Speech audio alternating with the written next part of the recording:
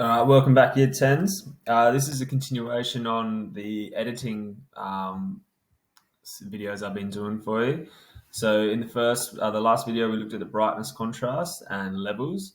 The next one we're going to do is curves. So that's another step up from levels again. So I'm just going to turn those ones off. So if I go to curves, again, when we drop, that pops up. We can see that there's the histogram again. And we see this line that goes from corner to corner. Now, this is similar to what we were using in levels with those three different little toggles on the bottom. We can put points anywhere along here to edit different parts. So if I'm putting a toggle there, I'm editing towards the dark ones, and I can drag them up and down as I wish. Again, this one's up to the higher midtones. So if I do that, it's editing the midtones, that sort of thing. Now we've got our lights. Now, rule of thumb with this one is you want to make kind of a slight S sort of shape in it. Really, really slight S. Now, it may not work for all photos, but it's kind of how you want to get it to work. It gives a bit more contrast. Personally, I don't really like using curves. I like using levels mostly to adjust my contrast and brightness. But it's just another option. Some people love it, some people hate it.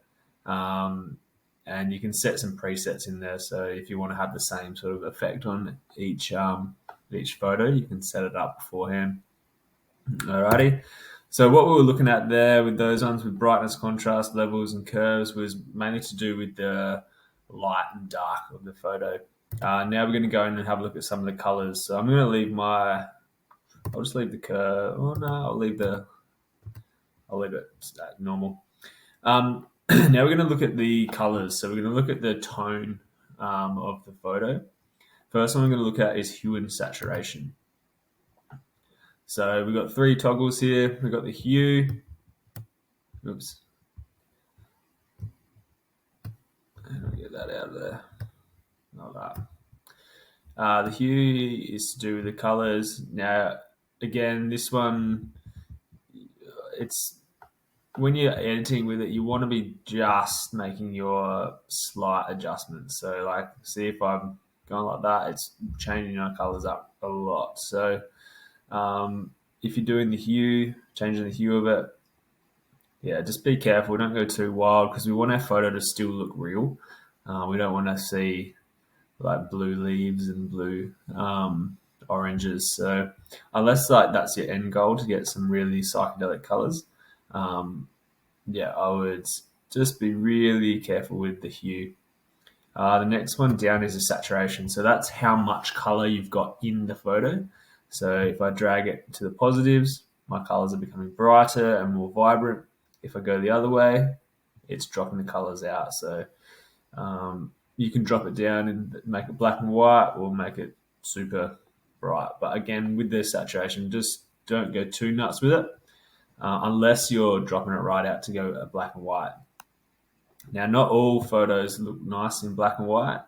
If you are dropping it to black and white, you really got to make sure that your contrast is pumped up.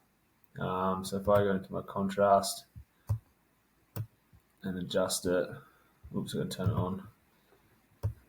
Okay. So just for those of you playing around with black and white, just bump the contrast right up because you haven't got those colors to differentiate the different things in there. All right, I'm just going to turn them off again. And so the next one is the color balance. So this one's a bit easier if you want to put like a sort of look to it. So if you want to make it kind of more of a gloomy day, you can bump your blues up and your cyans. Alternatively, if you want to make it more of a summery sort of vibe, you can sort of push your yellows and your reds up. Now you can adjust your shadows, midtones, and highlights with this. So if you want your shadows to be kind of bluey and dark and purpley sort of thing, and adjust it to make it look like it's a bit of a 70s film or that sort of thing, you can play around with your colors. Have a look what it looks like with the highlights, midtones, and shadows changed up. So if I go my highlights and some blues into my highlights, it looks